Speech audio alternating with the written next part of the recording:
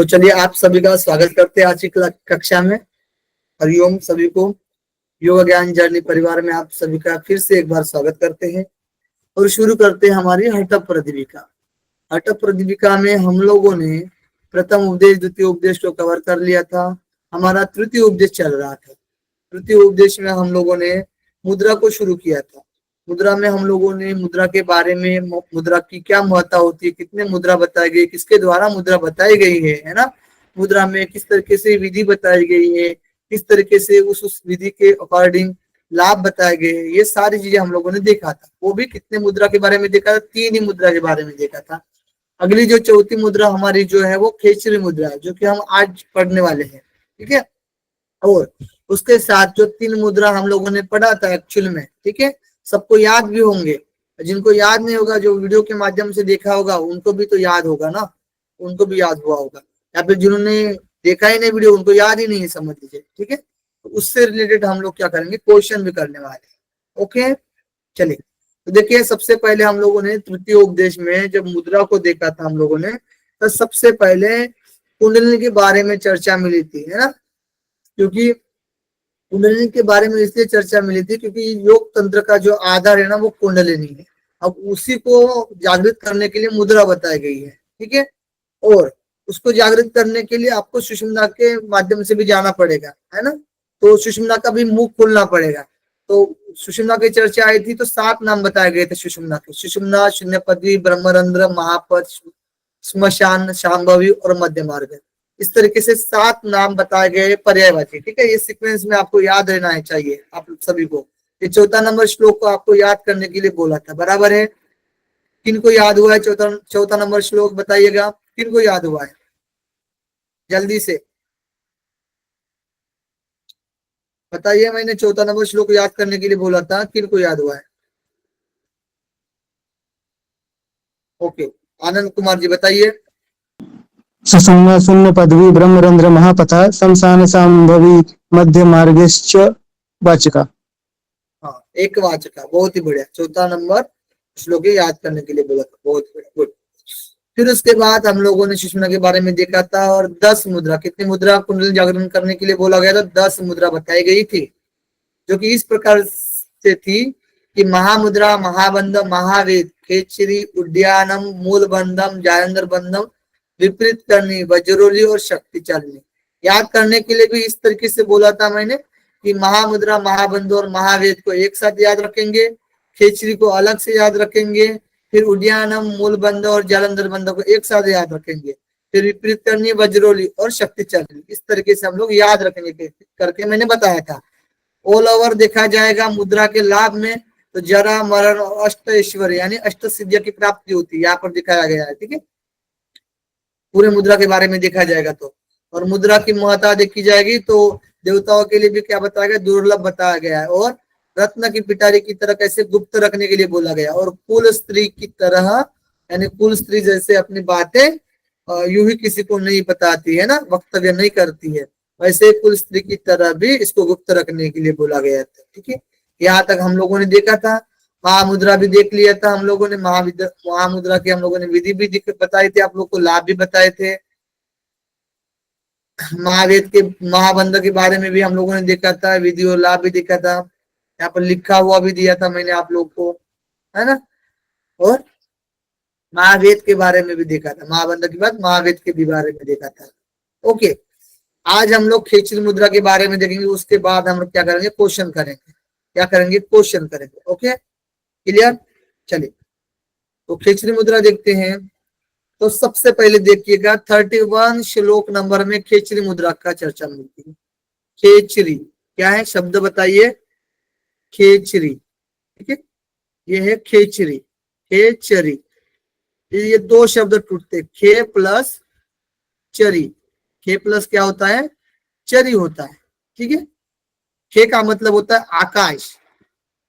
आकाश क्या होता है, आकाश। इसी को व्योम भी बोलते हैं, या फिर स्पेस, है ना, खाली स्पेस जो होता है। ओके, खाली स्थान, बहुत सारे बोल सकते। ठीक है। चरी का मतलब होता है चरना या विचरना। चरना, या विचरना,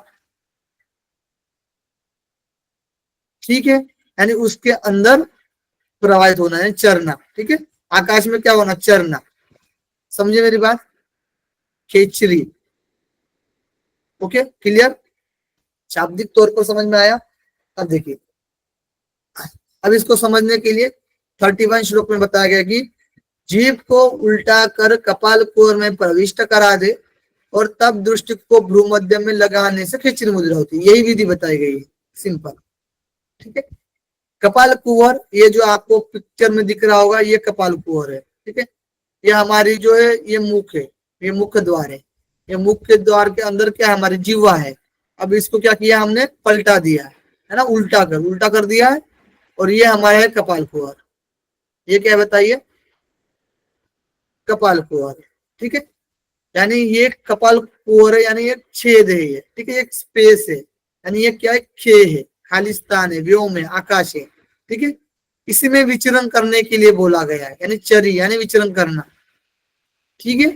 इसी को जीव को लेकर जाना, इसी को खेचरी बोला जाएगा। क्या बोलेंगे हम, खेचरी। कंसेप्ट समझ में आया आप लोग को खेचरी का, कोई दिक्कत तो नहीं ना, ठीक है। अभी देखिए, अब क्यों बोला गया है यहाँ पर जीवा को उल्टा करने के लिए, खेचरी में जीवा को ही क्यों उल्टा करने के लिए बोला गया, तो देखिए यहाँ पर ये मानव है, ठीक है, वो एक पुरुष है, ओके, ये 2 हाथ और 2 पैर, ठीक है, समझने के लिए। देखिए यहाँ पर जो है ना, ये कपाल कुंवर है, ये क्या है, कपाल कुंवर है, ठीक है, कपाल कुंवर है। इसमें चंद्रमंडल कहा जाता है, क्या कहा जाता है, चंद्रमंडल, एक मंडल है चंद्रमंडल। ये नाभि, इसको बोलते हैं सूर्य मंडल। और ये योनि स्थान, इसको बोलते हैं योनि मंडल, क्या बोलते हैं, योनि मंडल, ठीक है, योनि मंडल, 3 मंडल होते हैं। तो यहाँ से जो चंद्रमंडल, जो अमृत होता है, अमृत का मतलब ये जो एक बिंदु होता है, अमृत या फिर बिंदु, या फिर ऊर्जा, ठीक है, एनर्जी, मतलब एक एक्चुअल में अलग अलग शब्द भी ये आप ले सकते हो, ठीक है, ऊर्जा एनर्जी यही हुआ, ठीक है। देखिए अमृत और बिंदु से समझ लेना है आपको, ठीक है, ध्यान रखना। यहां से जो है ना, ये अमृत जो होता है ना, एक तो हम जो खाना खाते हैं, क्या करते हैं, खाना खाते हैं, उससे जो अमृत बनता है, अभी बार बार नहीं बताऊंगा मैं, ठीक है, एक ही बार बताऊंगा। इससे जो अमृत बनता है, अमृत कैसे बनेगा, यानी खाना जब खा के पचता है तो पहले क्या बनता है, रक्त, रस। खाने का क्या बनता है बताइए, पहले रस बनता है ना, उसके बाद उस रस से रक्त, रस, रक्त, मांस, मेद, अस्थि,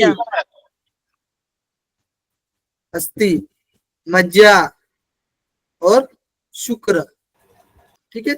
शुक्र का बोलते, शुक्र से क्या बनता है, ओज, उसी को बोलते अमृत या बिंदु। समझ में आया, अमृत या बिंदु, ये एक हुआ, ये क्या हुआ, मानव शरीर में एक हुआ।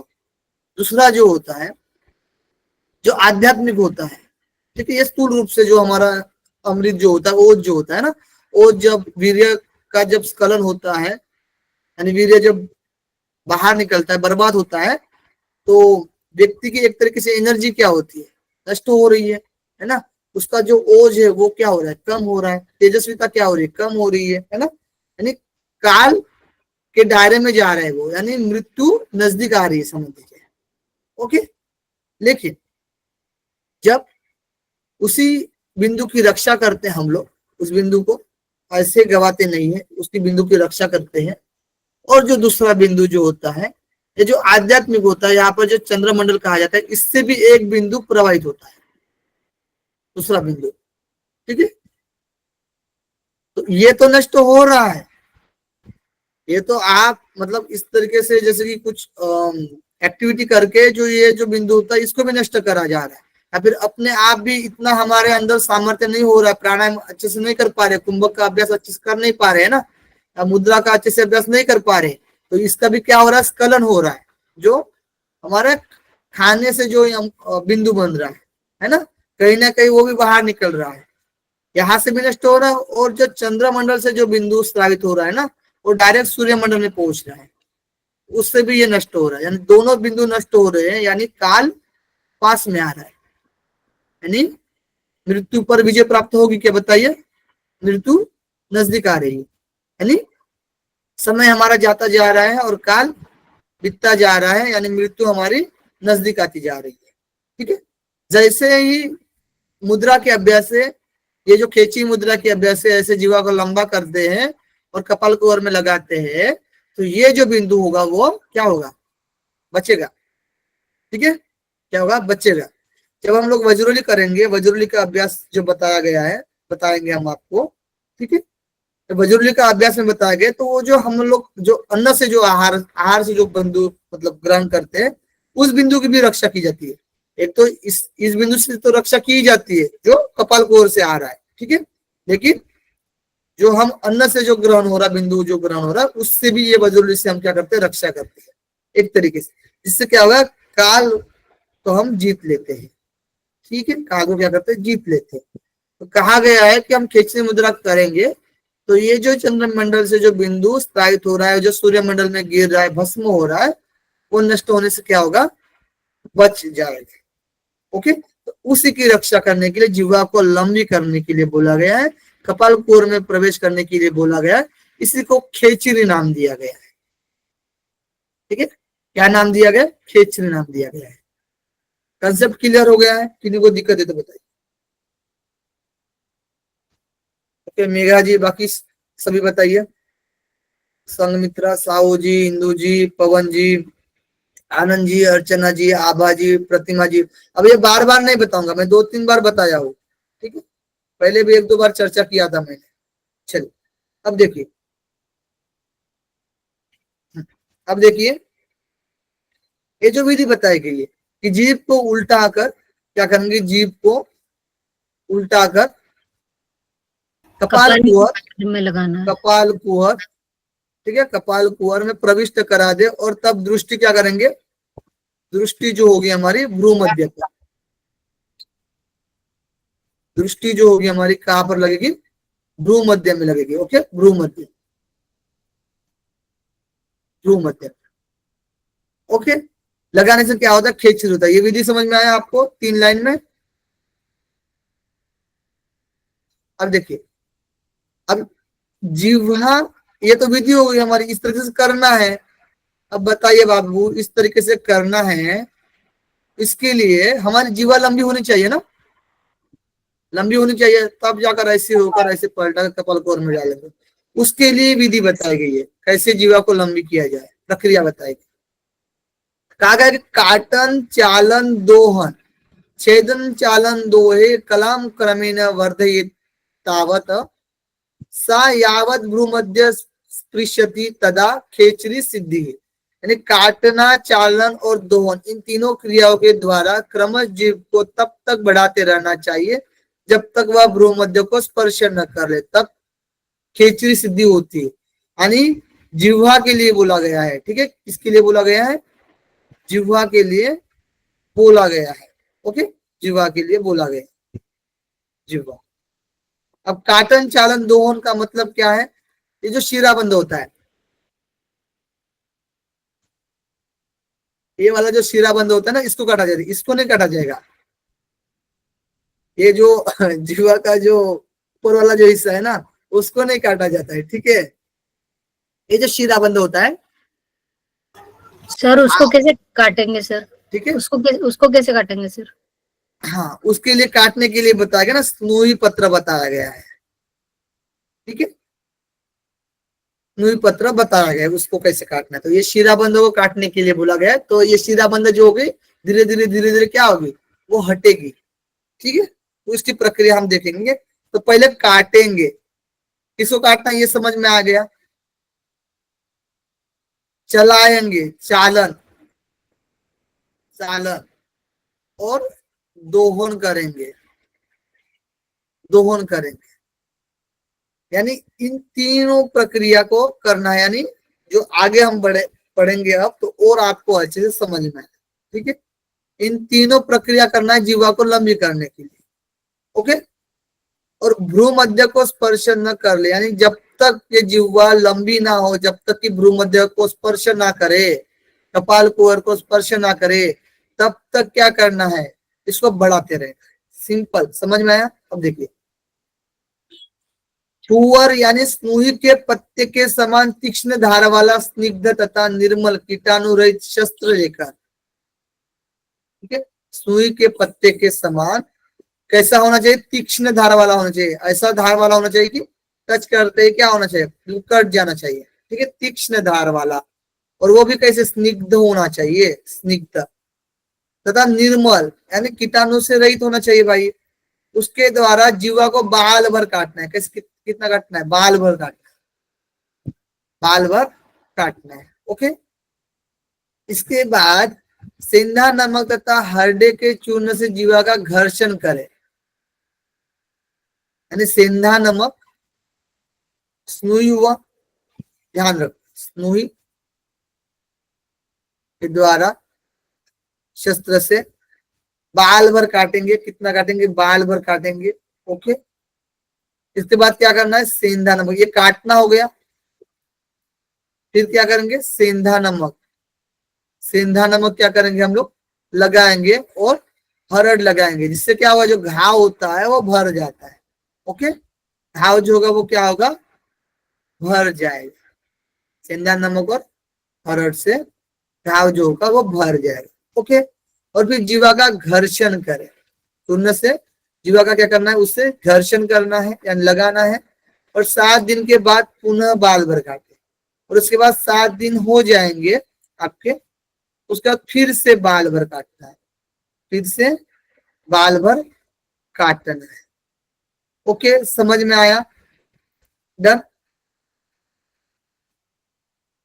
सर थूहर का पत्ता मतलब? स्नूई का पत्ता होता है, ठीक है, जिसमें वो काटा काटा रहता है ना, ग्रीन पौधा रहता, और उसका पत्ता मोटा जैसा रहता है ना।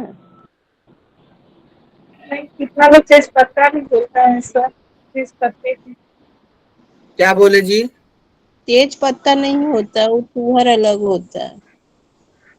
अच्छा, एक, तुहर। ठीक है, हाँ, तुहर, उसमें कांटा भी होता है उसका पौधा में, देखिए पत्ता मोटा जैसा होगा और उससे दूध निकलता है। ये है स्नूई पत्ता, यही तो है। ठीक है, यही कांटे वाला ही है, ये वाला है स्नूई पत्ता।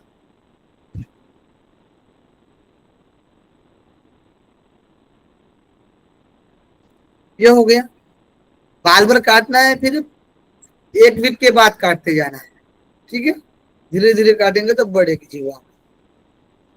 अब देखिए, इसी क्रम से 6 मास तक उक्त विधि से प्रतिदिन अभ्यास करेंगे तो 6 मास तक करने से जीवामूल का शिराबंध हट जाएगा। यानी 7 दिन बाद एक एक बार काटेंगे, ठीक है, 7 दिन बाद एक एक बार काटेंगे तो 6 माह, 6 माह तो क्या होगी, शिराबंध जो होगी वो क्या होगी, हट जाएंगी, और जीवा कैसे होगी, लंबी हो जाएगी। ओके, जिनको उल्टा करके कपाल कुहर के अंदर लगाना चाहिए, यह खेचरी मुद्रा होती है, इसे व्योम चक्र भी कहा जाता है। मैंने कहा ना आपको, मैंने बताया था, आकाश या फिर व्योम, ठीक है, तो व्योम चक्र किसे कहा जाता है बताइए? खेचरी मुद्रा। केसरी मुद्रा को। खेचरी मुद्रा को, खेचरी मुद्रा को ध्यान रखना। ओके, चलिए, फिर जो आधे क्षण मात्र भी जीभ को ऊपर लगाकर रखता है, वह सारक विष, रोग, मृत्यु तथा बुढ़ापा आदि से मुक्त हो जाता है। यानी कहा गया है, समझ लीजिए, ये जो हम लोगों ने जिह्वा को लंबा कर लिया, जिह्वा को क्या कर दिया है, लंबा कर लिया है, और आधे क्षण तक भी कपाल कुहर में लगा लिए, आधे क्षण भी, ठीक है, कपाल कुहर कुहर में लगा लिया, समझ लीजिए। तो क्या क्या लाभ बताए गए हैं? विष, पहले क्या है बताइए, सबसे पहले साधक विष, रोग, यानी व्याधि, व्याधि लिखेंगे, ठीक है। विष, व्याधि, श्लोक में दिया गया है ना, व्याधि, मृत्यु और जरा। मृत्यु तथा बुढ़ापा आदि से मुक्त हो जाता है। जरा यानी बुढ़ापा, ठीक है। विष, व्याधि, मृत्यु, जरा यानी बुढ़ापा क्या होता है, दूर होता है। ओके, और बताया गया है न रोगो मरणम तंद्रा न निद्रा न क्षुधा तृषा, ये श्लोक आपको याद रखना है। न च मूर्छा भवे तस्य यो मुद्राम वेति खेचिर खेचरी, ये जो है ना श्लोक आपको याद रखना है। ओके, जो खेचरी मुद्रा को सिद्ध कर लेता है उसे रोग, क्या बोला गया है, रोग, रोग, फिर मरण, रोग मरण यानी मृत्यु, तंद्रा क्या है, तंद्रा, ओके, तंद्रा, तंद्रा, निद्रा, निद्रा और क्षुधा और तृष्णा, यानी क्षुधा यानी क्या होता है, क्षुधा यानी भूख, क्षुधा और तृष्णा, भूख और तृष्णा यानी प्यास। न च मूर्छा भय तस्य यो मुद्राम वेति खेचिर, ठीक है। भूख, प्यास तथा मूर्छा, क्या है, मूर्छित होना यानी बेशुद्ध होना, मूर्छा आदि क्या है, सताती नहीं है। Okay, clear. मृत्यु तो पहले भी बताया गया है, शन माले में आएगा, और बाकी लाभ में भी बताया गया मरण, ठीक है, ये ध्यान रखना आपको। आधे शन के लिए 4 लाभ बताए गए। ओके, बाकी यहाँ पर ये कंसेप्ट आएगा, रोग मरण तंद्रा निद्रा क्षुधा तृषा और मूर्छा, 1 2 3 4 5 6 7, 7 ये जो श्लोक में बताया गया 38 नंबर श्लोक, ध्यान देना। Okay, clear, done. आगे देखिए, आगे देखिए, जो खेचरी मुद्रा को सिद्ध कर लेता है वह रोग से पीड़ित नहीं होता है, कर्म में लिप्त नहीं होता है तथा वह काल से बाधित नहीं होता। क्या बोला गया है यहाँ पर कि रोग, पीड़ेते न स रोगे लिप्यते न च कर्मणा, ठीक है, न रोग, कर्म, कर्म से नहीं बनता है, बंधता है, कर्म से नहीं बंधता है, ठीक है, और लिप्त नहीं होता है, और वो काल, काल से न बाधित होता है, काल, न रोग कर्म का, ठीक है। फिर चूंकि चित्त शून्य में विचरण करता है, जीवा कपाल कुहर में प्रविष्ट रहती है, इसलिए इस मुद्रा को सिद्ध लोग खेचरी नाम से करते। चित्त कैसे होता है, चित्त शून्य में विचरण करता है, चित्त शून्य में विचरण करता है। ओके, चलिए अब देखिए, खेचरी मुद्रा के द्वारा जीव को ऊपर की ओर ले जाकर जिसने कपाल कुहर को बंद कर दिया है उसका बिंदु यानी आज्ञा चक्र का स्त्राव यानी सुंदर स्त्री द्वारा आंगिलन होने पर भी स्खलित नहीं होता है। यानी क्या बोला गया है, बताओ क्या लिखूं मैं यहाँ पर, बिंदु रक्षा है ना, स्त्री के आलिंगन से भी, आलिंगन भी करे सुंदर स्त्री है ना, आकर्षित भी मतलब हो, तो भी उसका जो बिंदु होगा वो क्या होगा, स्खलित नहीं होगा, बर्बाद नहीं होगा, ठीक है, यानी बिंदु की रक्षा हो रही है। ओके, इसमें जो बताया गया, फिर बताया गया कदाचित वह बिंदु स्खलित भी हो जाए और योनि मंडल तक पहुंच भी जाए, जैसे मैंने कहा था ना ये चंद्रमंडल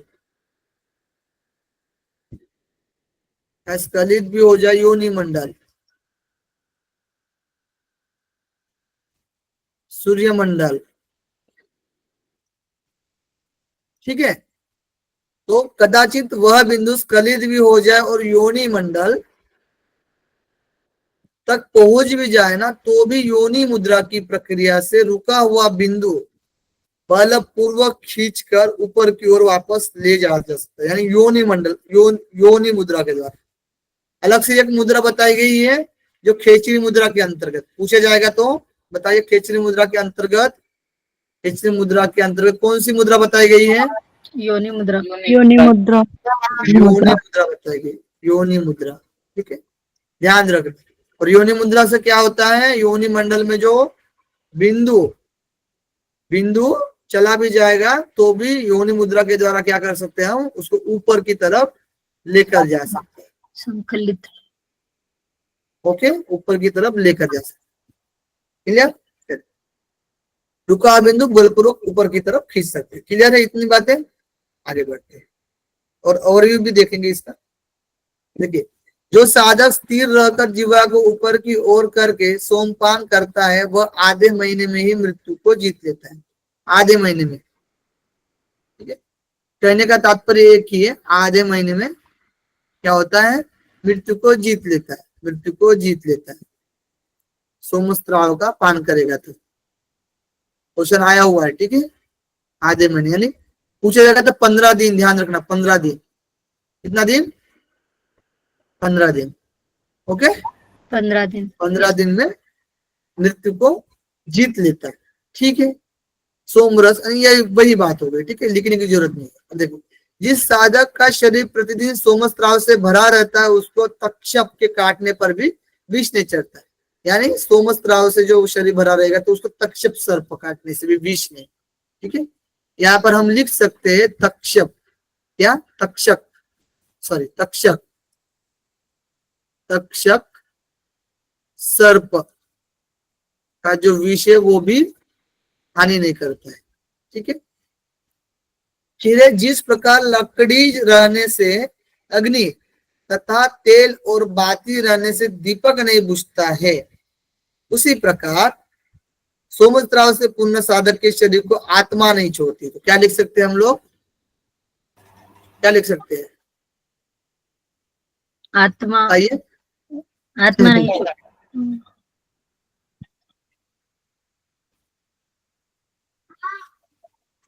परिपूर्ण लिख सकते हैं क्या? आत्म परिपूर्ण। हाँ हाँ सर, आत्मा परिपूर्ण। परिपूर्ण।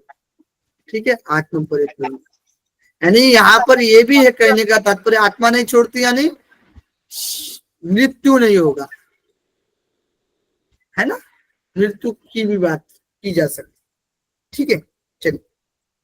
प्रतिदिन गोमांस का भक्षण करने वाले तथा सर ऐसा अमर वारुणी का, आत्मा परिपूर्ण ऐसा मतलब वर्ड नहीं दिख रहा है ना सर यहाँ पे, तो वो थोड़ा सा याद रखने में थोड़ा डिफिकल्ट रहेगा।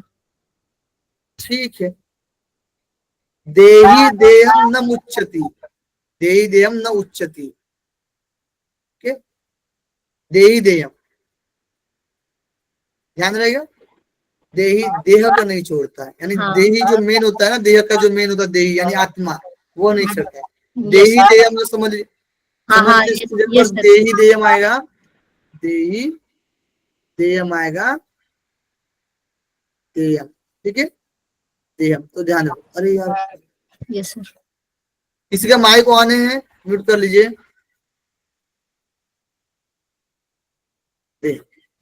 ठीक है, अब देखो ये श्लोक याद रख लेना है।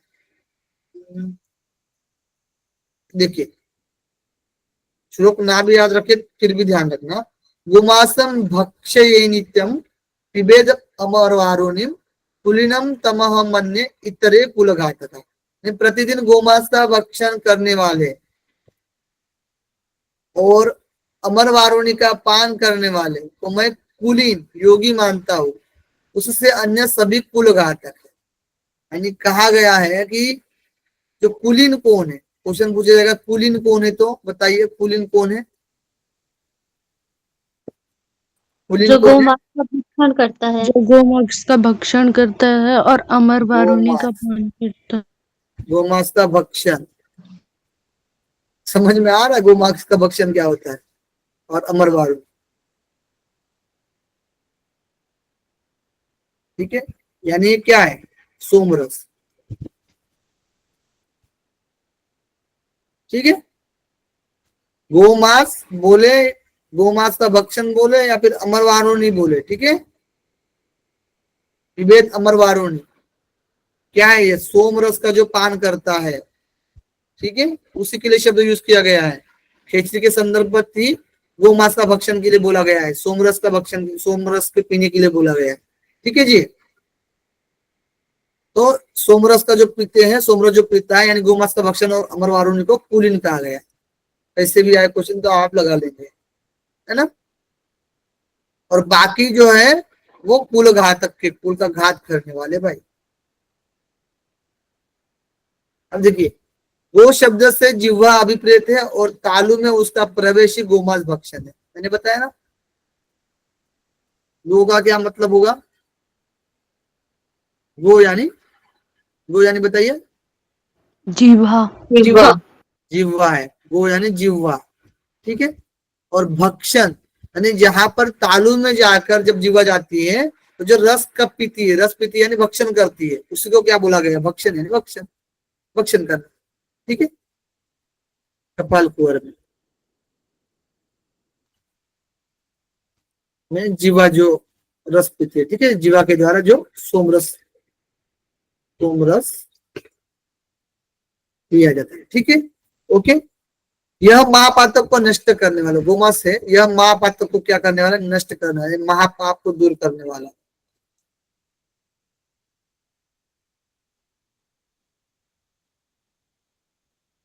ठीक है। महापाप को दूर करने वाला गोमांस भक्षण सोमरस। ठीक है। ऐसे लिख सकते हैं महापातक। ठीक है। समझ पा रहे हो ना? पुलिन भी पूछा जाएगा उससे रिलेट करके, तो पुलिन के लिए तो गोमांस भक्षण बोला गया है ना। पुलिन पूछा भी जाएगा आप लोग को केसरी से रिलेट करके, तो वो तो महापातक को नष्ट करने वाला है ना। समझे ना मेरी बात? ठीक है। या फिर अमर वारुणी के सेंस में भी दिया जाएगा तो भी महापाप तक को नष्ट करने वाला। ठीक है। और देखिए, जीवा प्रवेश से उत्पन्न उष्णता के कारण चंद्र यानी आज्ञा चक्र से जो सार स्रवित होता है वही अमर वारुणी। समझे मेरी बात? जो यहाँ पर बताया गया, जीवा प्रवेश से उत्पन्न, जीवा प्रवेश करने पर जो उत्पन्न उष्णता के कारण जो चंद्र यानी आज्ञा चक्र से जो सार स्रावित होता है वही अमर वारुणी, अमर वारुणी। ठीक है। मैंने बोला ना आप लोगों को कि जो रस होता है, ठीक है, जो आज्ञा चक्र से जो स्रावित होता है, जो सोम रस होता है, उसी को अमर वारुणी बोला गया है। शब्द यूज किया गया है जब जीवा प्रवेश होती है, जो उसके उत्पन्न से जो उष्णता के कारण जो सार स्रावित होता है उसको अमर वारुणी बोला गया है। ठीक है। तो जीवा के सेंस में अमर वारुणी है। Okay, clear? देखिए, यदि जीवा का अग्रभाग लगातार कपाल कुहर को स्पर्श करता है, ये जो जीवा का अग्रभाग है, ये जो अग्रभाग होता है, कपाल कुहर में प्रवेश कर दिया। ठीक है। अग्रभाग लगातार कपाल कुहर को स्पर्श करता रहे और अपने ऊपर सदा उससे निकलने वाले स्त्राव को लेता है, यानी यहां से समझिए स्त्रोमराव, सोमस्त्राव जो है वो अमर वारुणी जो है, ठीक है, वो सदा लेता है। तो जीवा कैसी होती है? नमकीन, यानी जीवा में जो स्वाद आता है ना, निकलने स्त्राव को लेता रहे, तो यह जीवा नमकीन। ठीक है। जीवा क्षार, नमकीन, कटु, अम्ल, दुग्ध सदृशी। ठीक है। देखिए, नमकीन, नमकीन, तीखा, नमकीन, कटु का मतलब होता है ना तीखा, मैंने बताया था ना आप लोग को, तीखा,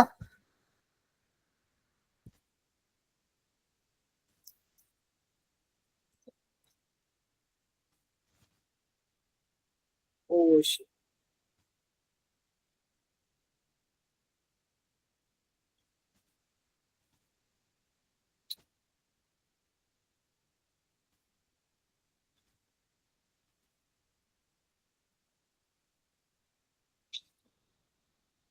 एक मिनट।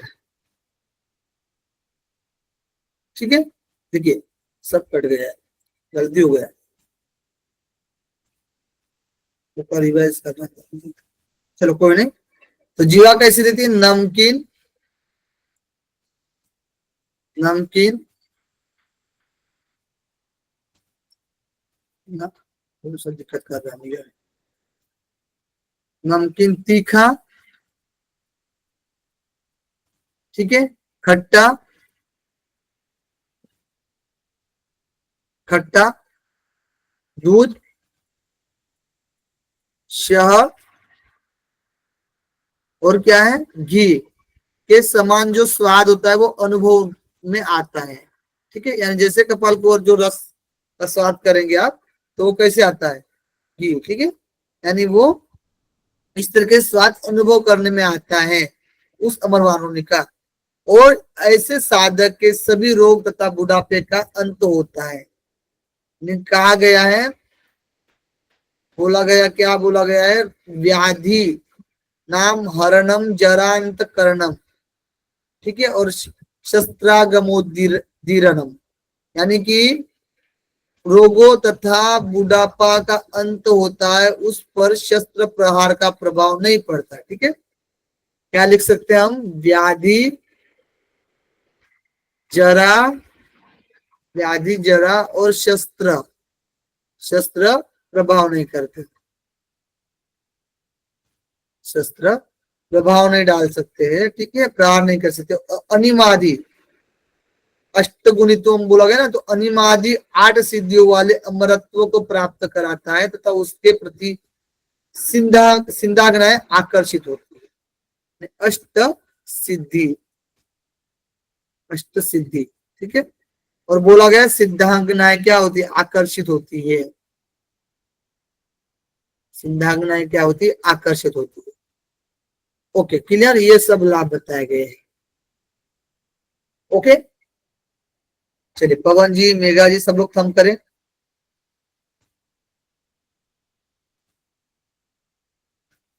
और देखिए, और एक कंसेप्ट है, बहुत लंबा है ना, खेचरी मुद्रा लंबा है। ठीक है, जीवा को कपाल कोर में प्रविष्ट कराकर मुख को ऊपर करके पराशक्ति का ध्यान करते हुए षोडश दल कमल से प्रवाहित प्राण के सहारे अनायास प्राप्त निर्मल धारारूप तरंग के समान सोमस्त्राव का जो पान करता है, वह कमल तंतु के समान कोमल शरीर वाला योगी व्याधि से मुक्त होकर चिरकाल तक जीवित रहता है। व्याधि से मुक्त, वही बात, इसको उतना याद रखने की जरूरत।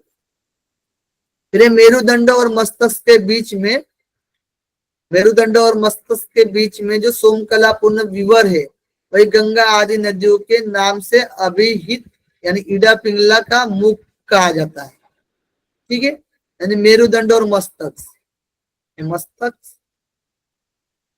मेरुदंड, ठीक है, इनके जो बीच में है ना, ये तो बीच है, यही तो आगे चक्र वाला है, जो गंगा यमुना और सरस्वती का उगम स्थान कहा जाता है। ठीक है, केदार भी बोला जाता है इसको, उसकी बात कर रहे हैं। वहां पर ही बोला गया सोमकला पूर्व विवर है, यानी विवर है 6 देवा पर, यानी सोमकला का रस जो स्रावित होता है वो, वही बात है। ठीक है, कुल मिलाकर। और उसमें क्या बोला गया कि उसे ही विद्वान लोग आत्म तत्व बताते हैं। देखिए, क्वेश्चन आपको इस तरीके से आएगा ना, सोमकला विवर किससे संबंधित है, बताइए, किससे संबंधित है, बताइए जल्दी से। सर खेचरी मुद्रा से। हाँ वो तो है ही, लेकिन आज्ञा चक्र सर, आत्म आज्ञा तत्व। चक्र, हाँ, आज्ञा चक्र भी आ गया, आज्ञा चक्र भी आएगा, आज्ञा चक्र भी आएगा, आज्ञा चक्र भी आएगा, आत्म तत्व भी आएगा। ठीक है, केदार स्थान भी आएगा और त्रिवेणी भी आएगा, या फिर मस्तक और मेरुदंड के बीच कैसे भी दिया जा सकता है। ठीक है, ईड़ा पिंगला भी आ सकता। हाँ वही तो त्रिवेणी लिखा तो मैंने। ठीक है, कैसे भी आए तो भी आप लोग ध्यान रखें, समझ में आया। ओके, शरीर तो सोम, सर मेरुदंड मतलब स्पाइनल कॉर्ड है ना? स्पाइनल, हाँ स्पाइनल कॉर्ड। लेकिन फिर मस्तक और मेरुदंड, इसमें क्या अंतर आ रहा है, मेरुदंड और मस्तक में?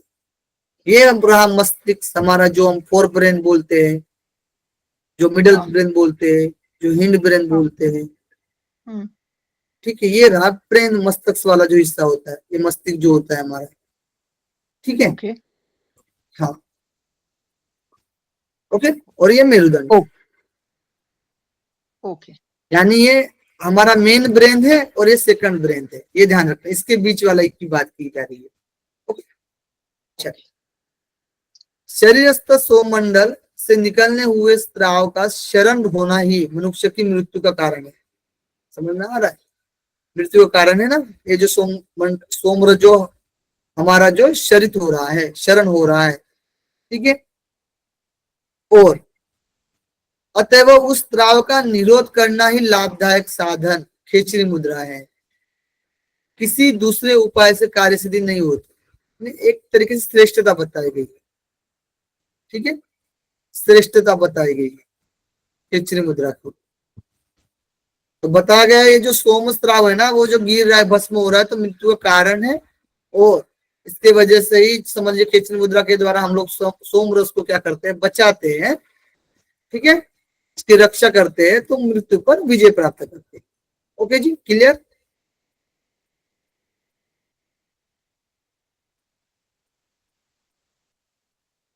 हाँ, अब लास्ट वाला देखिए, 5 स्रोतों से युक्त जो विवर वही ज्ञान का उत्पादक है, और उसी आज्ञा रहित शून्य में खेचरी मुद्रा विद्यमान रहती है। वही क्या है, ज्ञान का उत्पादक है, और उसी अज्ञान रहित शून्य में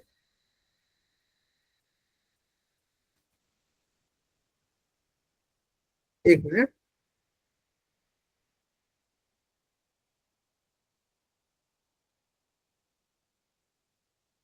जस्ट 52 है ना। हाँ, 5 स्रोतों से युक्त जो विवर है वही ज्ञान का उत्पादक है, उसी अज्ञान रहित शून्य में खेचरी मुद्रा विद्यमान रहती है। यानी अज्ञान रहित शून्य, यानी हमें इसके बारे में ज्ञान है क्या, बताइए? जो कपाल कोर की बात चल रही है, ठीक है, जो सोम कला विवर की बात चल रही है, ठीक है, जो त्रिवेणी संगम की बात चल रही है, जो केदार वाला स्थान, जो आज्ञा वाला स्थान जो बोला जा रहा है, वो हमारे लिए क्या है, अज्ञान रहित है ना। अज्ञान रहित, अज्ञान रहित यानी अज्ञान रहित, यानी कहने का मतलब इसको जो जान लेता है, अभी तो अज्ञान है, लेकिन उसको जो जान लेता है यानी अज्ञान रहित हो जाता है, यानी ज्ञान, ज्ञानमय बोल सकते हैं उसको, ज्ञानमय। ठीक है, जो ज्ञानमय शून्य में खेचरी मुद्रा विद्यमान रहती है। इस ज्ञानमय शून्य में क्या रहती है, खेचरी मुद्रा क्या रहती है, बताइए? ज्ञानमय शून्य में क्वेश्चन आएगा ज्ञानमय तो ध्यान रखना, और अज्ञान रहित आएगा तो भी ध्यान रखना, अज्ञान रहित। कैसे भी पूछा जा सकता है क्वेश्चन, उल्टा घुमा कर भी। ठीक है, तो ये यहाँ पर ये 53 नंबर श्लोक आपके लिए इंपॉर्टेंट है। सब जैसे जो भी हम लोगों ने पढ़ा वो सभी इंपॉर्टेंट थे, लेकिन 53 भी याद रखना है। सृष्टि का मूल बीज एक प्रणव है। ये जो सृष्टि का जो मूल है ना, वो क्या है, सृष्टि का जो मूल है वो प्रणव है, प्रणव है। और मुद्रा में एक खेचरी है। मुद्रा में क्या है, मुद्रा में जो श्रेष्ठ एक तरीके से कहा जाएगा वो कौन सी मुद्रा है, बताइए? खेचरी मुद्रा है। और निरालंब ही परमात्मा है। निरालंब यानी आलंबन रहित, जिसका मन आलंबन रहित हुआ है, निरालंब हुआ है, किसी विषय वासना में नहीं लगा हुआ है, उसी को क्या बोलते हैं, परमात्मा बोलते हैं। वही परमात्मा है भाई। और मनोन्मनी अवस्था एकमात्र अवस्था है, अवस्था बोलते हैं। ठीक है, जो एक स्थान बोलते हैं, जो स्थिति बोलते हैं, वही मनोन्मनी है, यानी मन को उन्मन किया हुआ है। मनोन्मनी का मतलब क्या होता है, मन को उन्मनी, यानी मन को भी शून्य कर दिया है, मनोन्मनी, मनोन्मनी। ठीक है, मन और उन्मनी शब्द है। ठीक है, मन को जो उन्मन किया गया है, शून्य किया गया है, ठीक है, वही क्या एक अवस्था है। यानी अब मन एकाग्र हो गया, चंचल रहित थे, वही हमारी स्थिति है या अवस्था है। ठीक है, ध्यान रहेगा। ओके, मीनाक्षी जी, विद्या जी,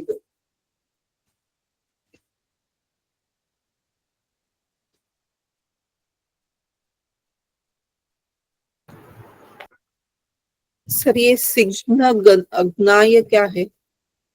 क्या ये सिद्धांगना है, सिद्धांगना है।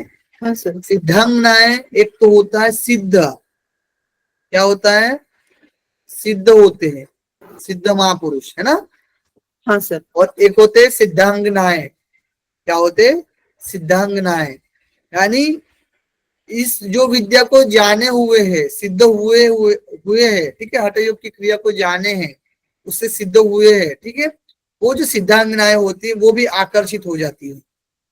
भला उसकी अपेक्षा क्यों करेगा योगी, जो उस स्टेज तक जाएगा तो वो क्यों अपेक्षा करेगा उन चीजों की, नहीं करेगा, ठीक है, मतलब उसकी एक तरीके से महत्ता बताई जा रही है। ओके जी, यस सर।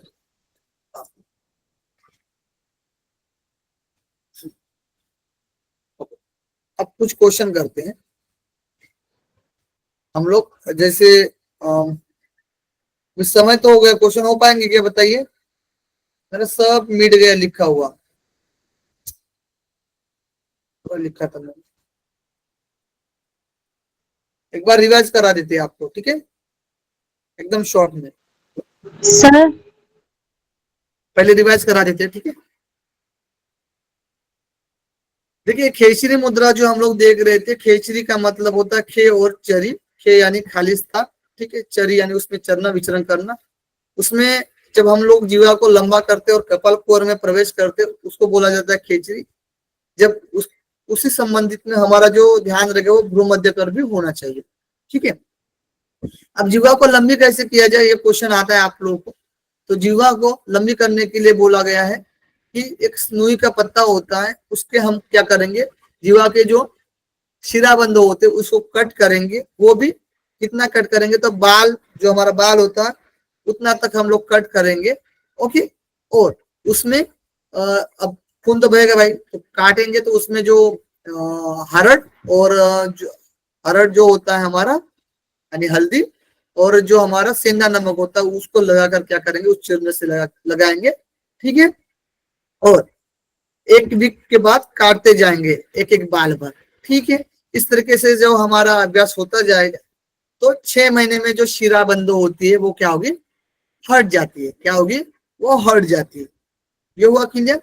उसके बाद हम लोगों ने देखा था कि उससे जो लाभ देखे थे, खेचरी मुद्रा के बाद जो लाभ बताए गए थे कि रोग दूर होता है, मृत्यु दूर होता है, बुढ़ापा दूर होता है, जरा दूर होता है, ठीक है, न रोग न मरण न तंद्रा निद्रा शुद्धा त्रिष्या न मूर्छा, ठीक है, और हाँ मूर्छा, इतने सारे हम लोगों ने लाभ देखे थे उसके द्वारा, जो खेचरी की मुद्रा द्वारा इस तरीके से हम लोग विधि करते हैं तो उसके जो बेनिफिट बताए गए थे। उसके बाद हम लोगों ने देखा था बार बार वही आया था कि भाई जरा मृत्यु को दूर करता है, ओके, क्या करता है, जरा मृत्यु को दूर करता है। कर्म में भी क्या होता है, बनता नहीं है, ये भी हम लोगों ने पढ़ा था, ठीक है।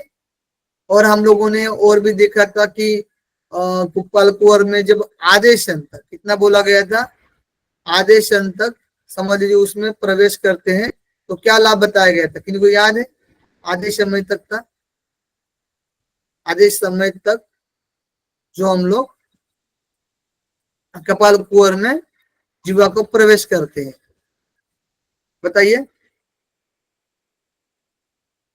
विष व्याधि मृत्यु विष व्याधि बुढ़ापा। मृत्यु, ठीक है, विष व्याधि मृत्यु को क्या करता है, दूर करता है, बहुत ही बढ़िया, ओके। और यहाँ पर जैसे कि आलिंगन होने पर, यानी जो एक और कहा गया था कि खेचरी मुद्रा में योनि मुद्रा की भी चर्चा की गई थी। योनि मुद्रा की इसलिए चर्चा की गई थी कि समझ लीजिए कि बिंदु को हम लोग रक्षा कर भी लेंगे, बाई चांस बिंदु जो होगा वो ऊपर से नीचे गिर भी जाएगा, योनि मिडल में चला भी जाएगा, तो भी योनि मुद्रा के द्वारा क्या कर सकते हैं हम लोग, उसको ऊपर ऊपर तक लेकर जा सकते हैं। इसकी चर्चा की थी हम लोगों ने। उसके बाद ये जो हम लोगों ने अभी देखा था कि आदेशन वाला है ना, आदेशन तक जो समरोज था पान करता है वो मृत्यु को जीत लेता है। क्या करता है?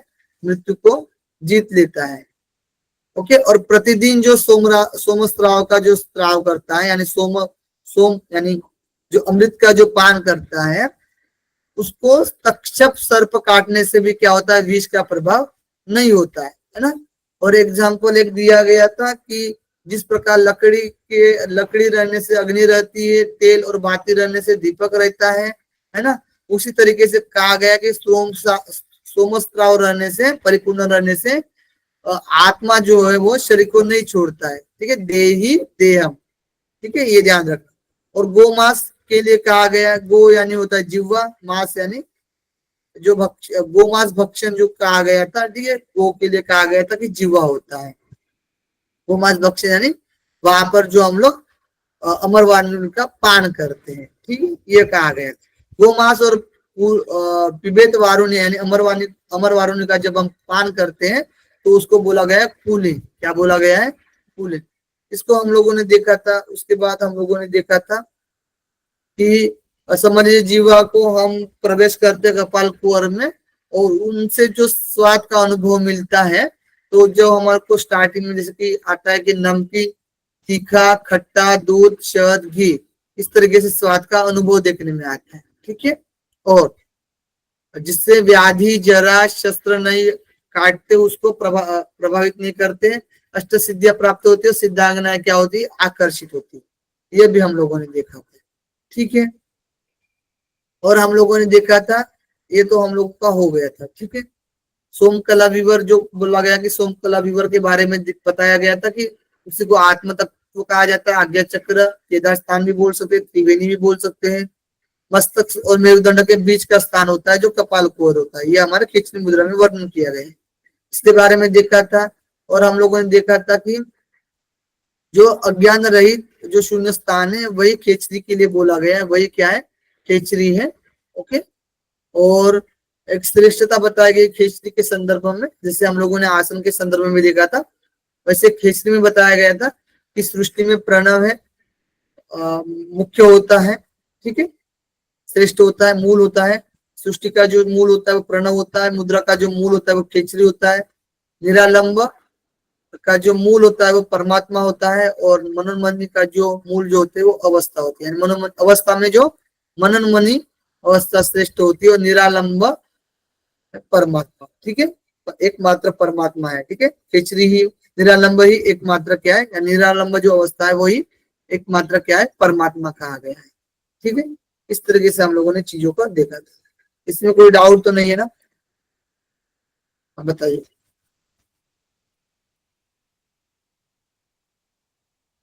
क्लियर हो गया?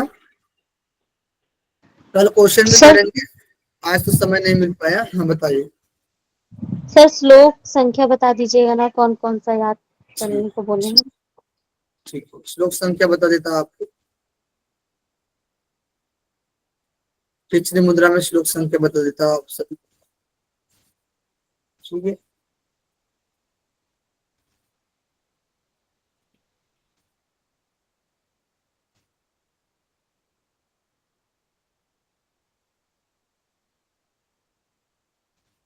थर्टी एट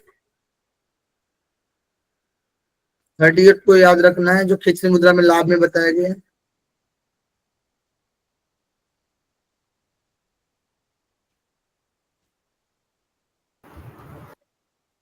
फोर्टी फाइव में 38। हाँ सर।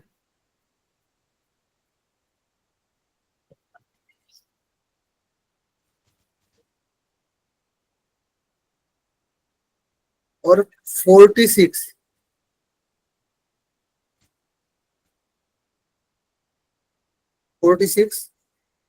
गोमांस भक्षण वाला।